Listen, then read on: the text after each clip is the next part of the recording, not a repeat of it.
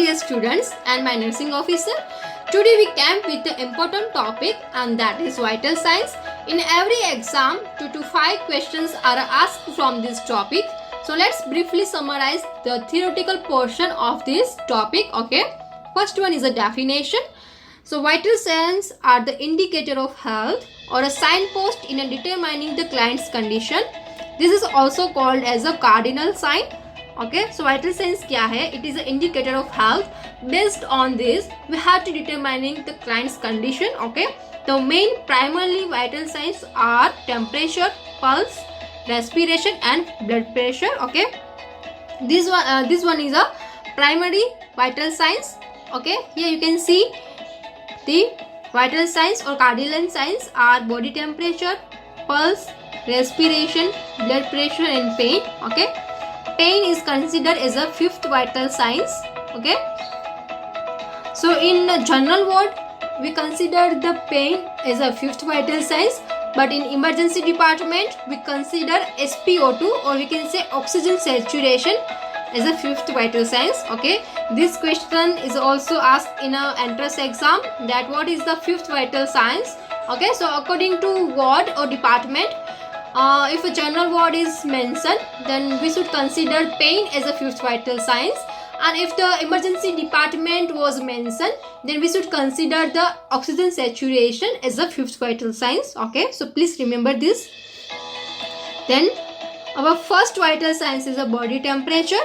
So body temperature, it is a balance between the heat production and heat loss from the body. Okay, there are mainly two types of body temperature. First one is the core temperature. It means the temperature of the deep tissue of the body, and second one is the surface body temperature, body temperature of oral cavity, or we can say axilla and rectal. Okay, so this one is a surface body temperature. Then second topic is alteration in the body temperature. So there are mainly pyrexia. It means body temperature above the normal range, or we can say hypothermia. Okay, then hyperpyrexia means very high fever. The fever or we can say body temperature above the 41 degree Celsius or 105.8 degree Fahrenheit. Okay, then hypothermia means subnormal low temperature below 35 degrees Celsius. Okay, and here normal adult temperature ranges. Okay, so from the oral, the temperature range is between 36.5 to 37.5 degrees Celsius. In axillary, the temperature range between 35.8 to 37 degrees Celsius. In a rectal, the range between 37 to 38.1 degrees Celsius.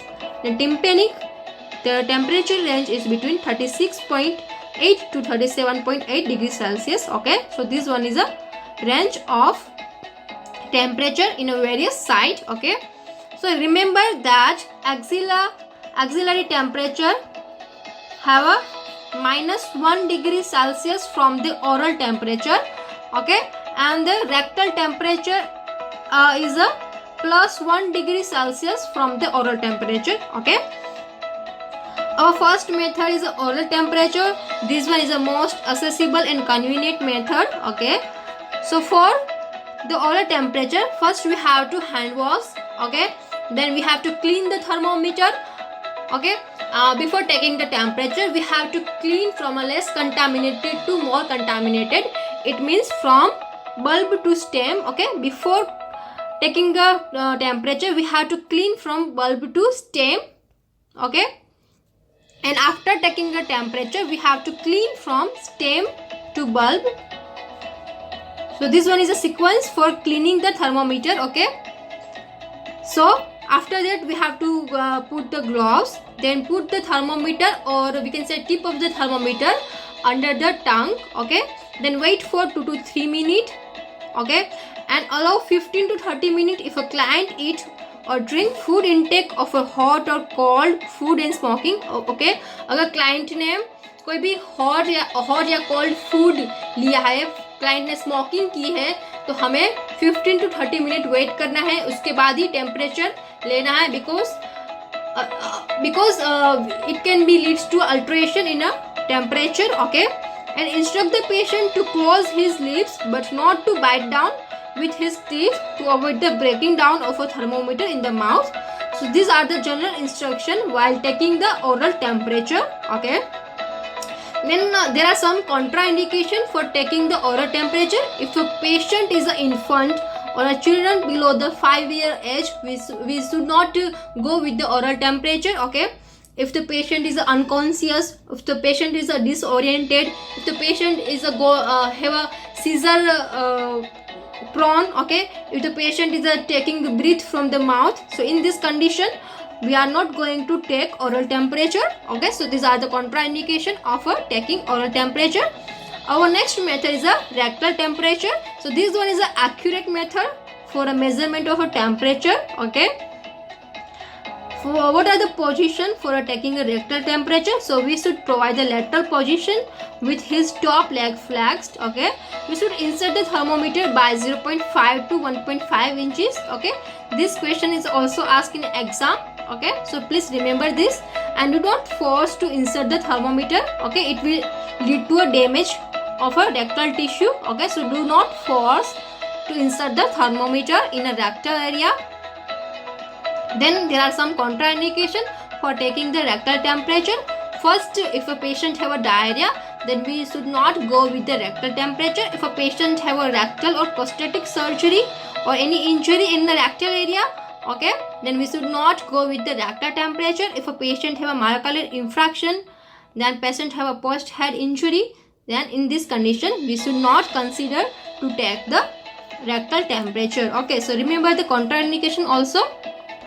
Okay, next our next method is the axillary method. It is the safest and non-invasive method. Okay, most in a clinical site axillary method is used. Okay, keep the axilla dry before put thermometer because it will lead to alteration in a body temperature. Okay, our fourth method is a tympanic thermometer. If a patient have a burn, then we should go with the tympanic thermometer method. Okay, so for that we have to stabilize the patient head, gently pull the ear straight back for a children up to age 1 or up and back for children 1 and older to adult. Okay, so these are the position for taking a tympanic temperature. Okay, for a children up to age of 1 we have to pull the air straight back, and for a children 1 and older adult we have to up and back the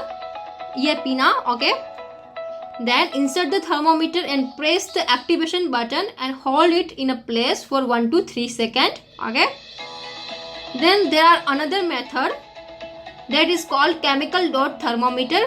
So leave the chemical dot thermometer in a place under the patient tongue for about 60 seconds, or remove the thermometer and wait for 10 seconds. Okay, it is a single use thermometer. Okay, so here we completed our first vital signs, that is a body temperature. Okay, so let's briefly summarize the image of various thermometer, so you get exact idea, and also image based question asked in a MC exam. Okay, here you can see this one is a clinical thermometer. Okay, this one is a bulb of a thermometer, and this one is called stem of thermometer. Okay, before taking the temperature we have to clean from bulb to stem. Okay, because bulb is a less contaminated and the stem is a more contaminated, and after taking a temperature we have to clean from stem to bulb. Okay, and for a disinfectant we usually use the Savlon. Okay, 1:1:20 ratio we use the Savlon water for a disinfection of a clinical thermometer.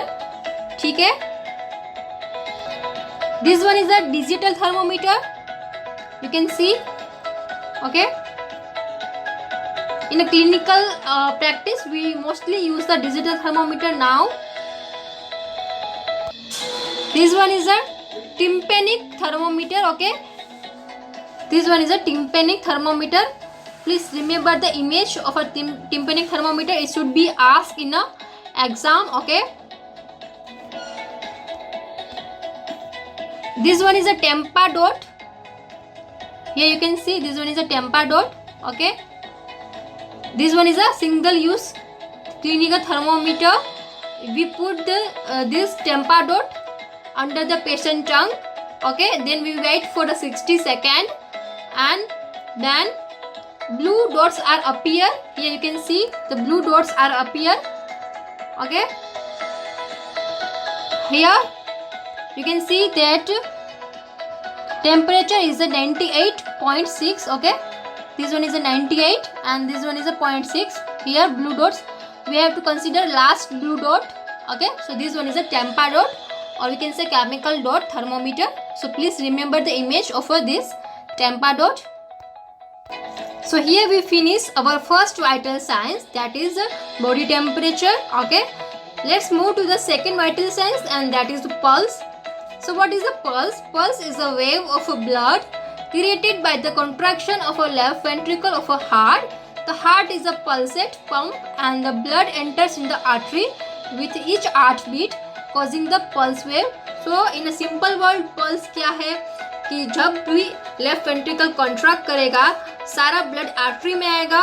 Okay, वो artery pulse wave generate करेगी. So this one is called pulse. Okay, then characteristic of a pulse.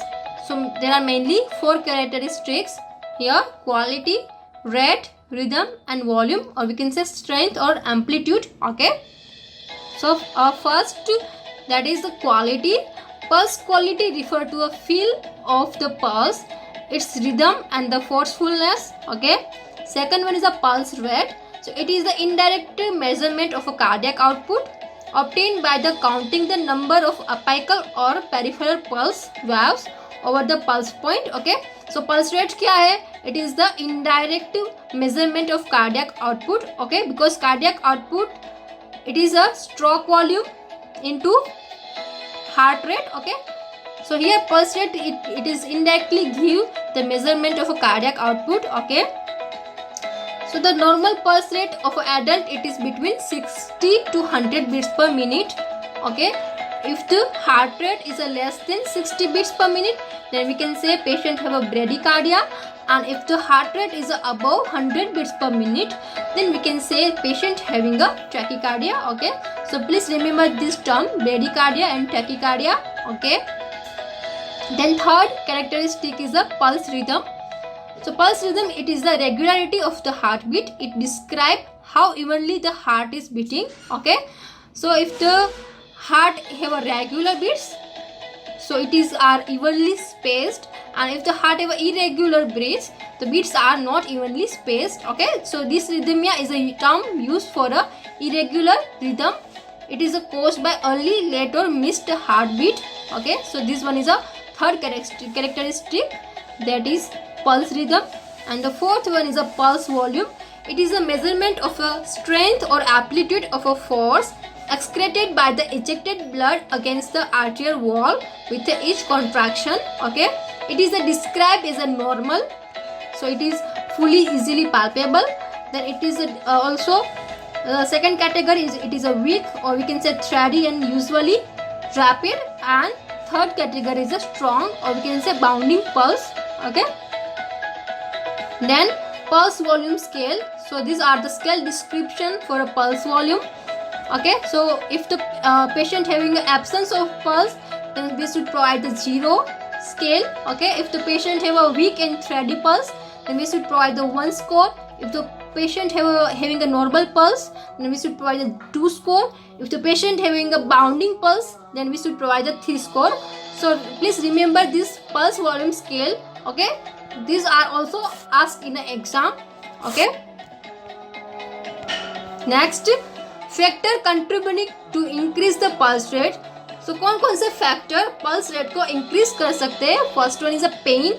If the patient is suffering from pain, then the heart rate is going to be increased. If a patient have a fever, then it increase the metabolic rate. Okay, and it will leads to increase the heart rate. Then stress and exercise is also increase the heart rate. Then bleeding, then decrease in a blood pressure. Okay, if the patient have blood pressure is going to be decreased, the compensatory mechanism is activated and heart rate is going to be increased. Okay, and some medication like adrenaline, aminophylline, it also leads to increase the heart rate. Okay. Next factor में slow the pulse, तो कौन कौन से factor जो heart rate को slow कर सकते हैं? It is rest. Okay, so rest in rest condition, or we can say if a patient having a sleep, then heart rate may going to be decrease. Okay, then increase the age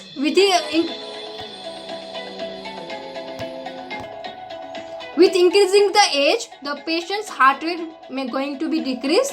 Okay, if a people have a thin body size, then some medication are also leads to a decrease the heart rate, and thyroid gland disturbance which leads to a decreasing the heart rate. Okay, so these are the factor which affecting the pulse rate, or we can say heart rate. So remember this factor also. Then second, it is an important topic, that is a pulse deficit. Okay, so pulse deficit is the difference between the apical pulse and the radial pulse. Okay, this should be taken at the same time, which will require that two people take the pulse, one with the stethoscope and one at the wrist. Okay, so pulse deficit, it is the difference between the apical pulse and the radial pulse. Okay, so here we finish our second vital signs, that is the pulse. Okay, our third vital signs. Okay, sorry, before moving ahead, let's summarize the site for taking the pulse. Okay, these questions are asked in exam regarding the site for taking the pulse. Here in this diagram you can see the site of taking the pulse. Okay, first one is a temporal artery. Okay, at the level of temporal lobe, here temporal artery, then here carotid artery, then this one is the apical pulse, this one is a brachial artery. The next here in a radial artery, then here femoral artery, here popliteal artery,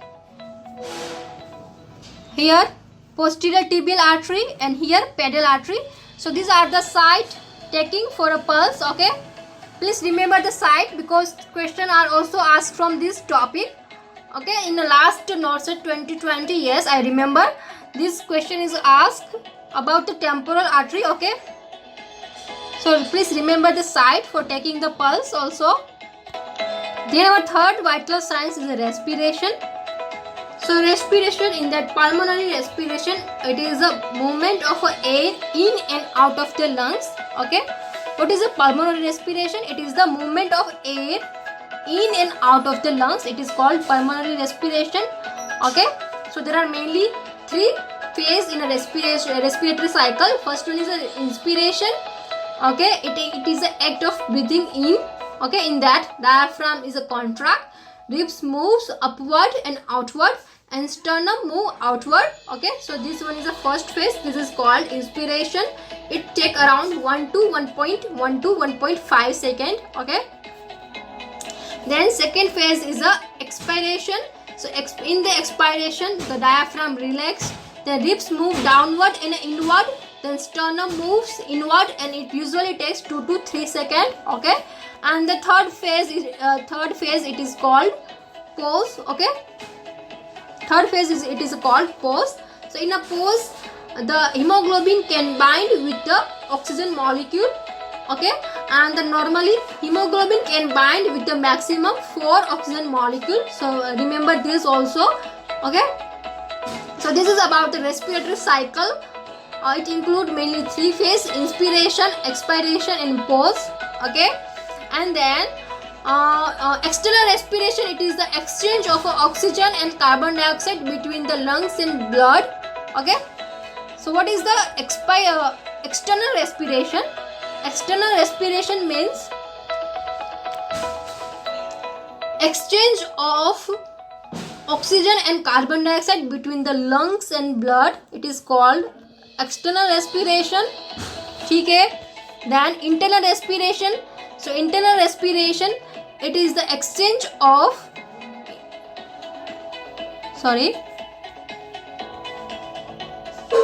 internal respiration. So it is the exchange of oxygen and carbon dioxide between the blood and body cell. It is called internal respiration.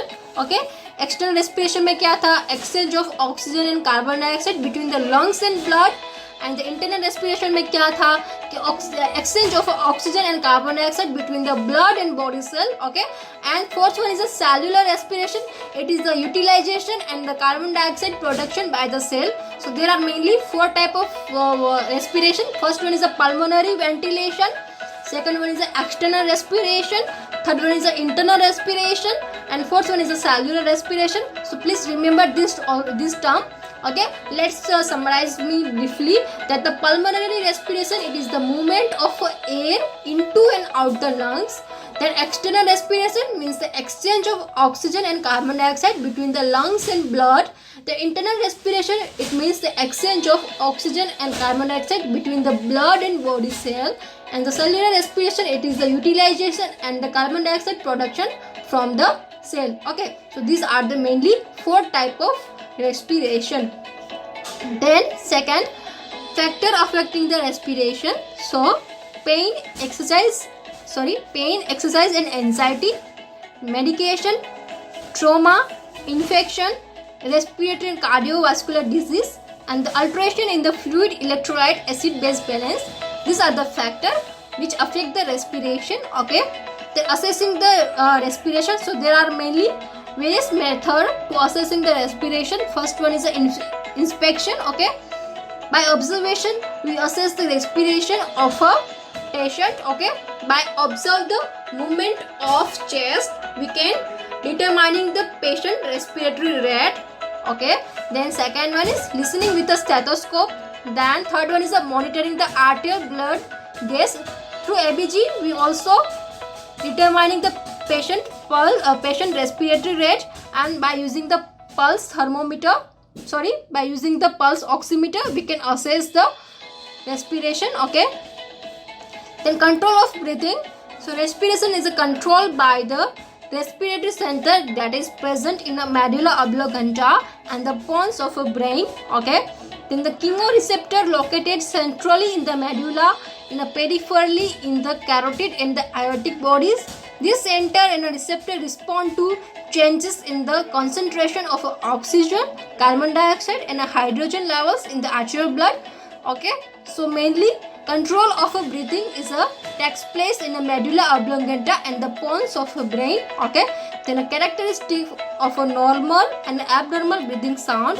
So here you can see the eupnea. Eupnea means the easy respiration with the normal rate of a breath per minute. That is the age specific. Okay, so eupnea means the normal respiration.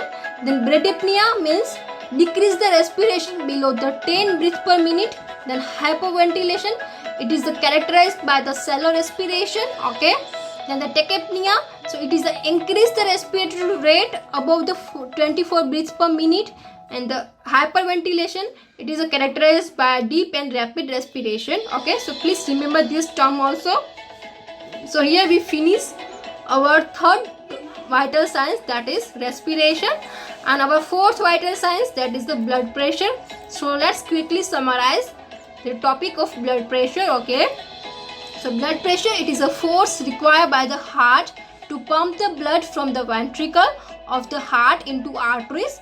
It is a measure in a systolic and diastolic pressure.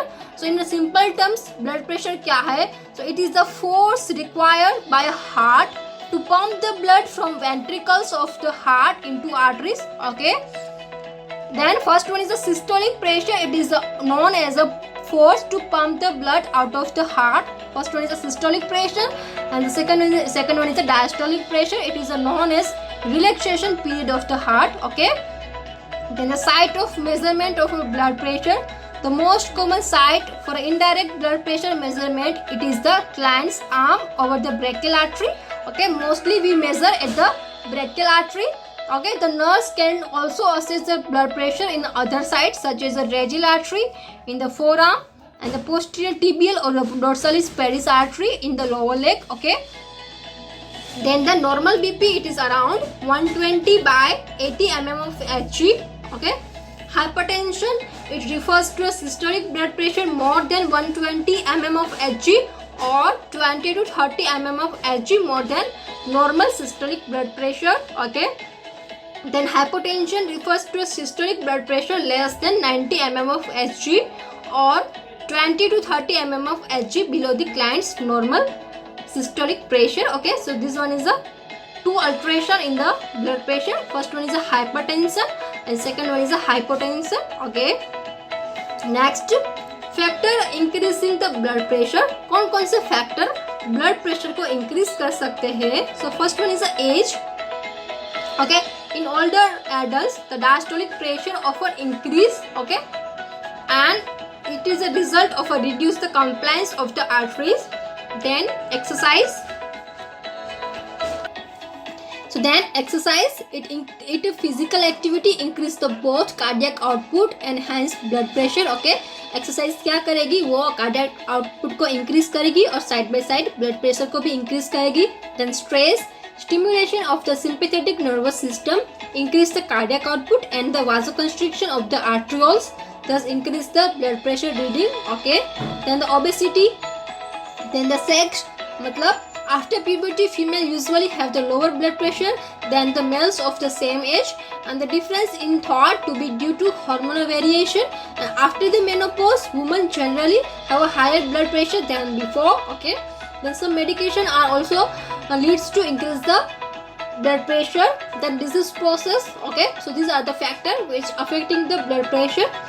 Then one famous term, that is a Korsakoff sound. So this is a sound which is heard while taking the blood pressure measurement. Okay, so remember this term, Korsakoff sound. Okay, then pulse pressure. So it is the difference between the systolic and diastolic pressure. Okay, for an example, if the resting blood pressure is a 120 by 80 mm of Hg, then the pulse pressure is a 40. Okay, so pulse pressure, it is a difference between systolic and the diastolic blood pressure. Okay, if the patient have a normal BP like 120 by 80 mm of Hg, then the pulse pressure is a 120 minus 80, it means 40 mm of Hg. Okay, then pulse pressure greater than 40 mm of Hg is abnormal. The high pulse pressure may be a strong predictor for the heart problem like valve regurgitation, especially for the older adults. Okay, so normally pulse pressure it is about 40 mm of Hg.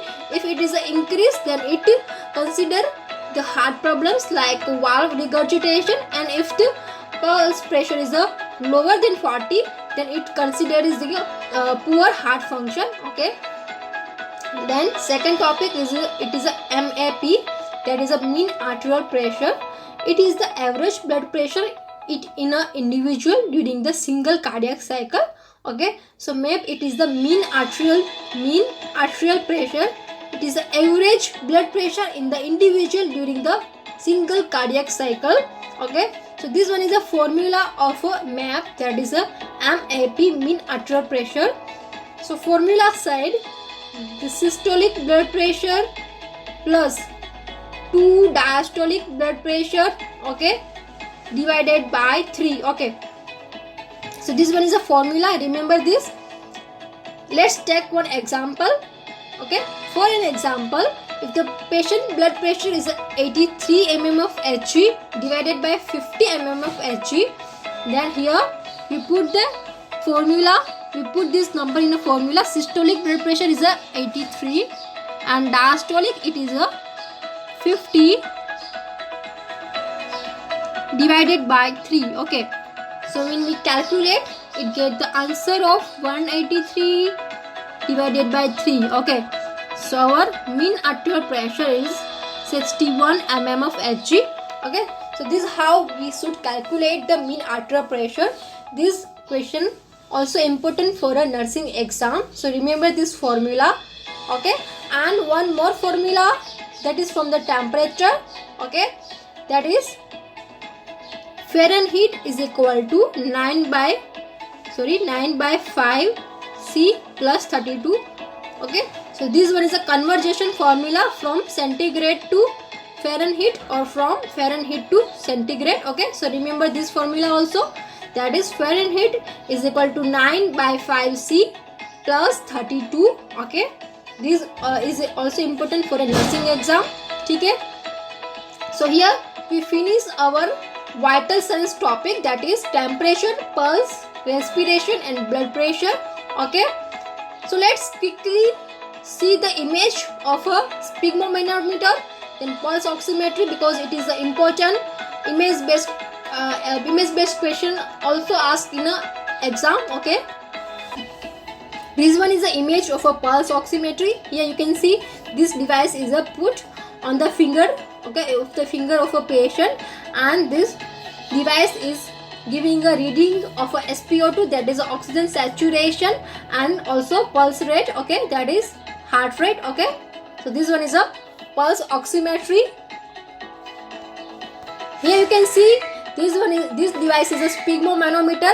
It is used to taking the blood pressure. Okay, it is sometimes called mercury manometer. Okay, because here mercury is used in this scale. Okay, so this one is a sphygmomanometer.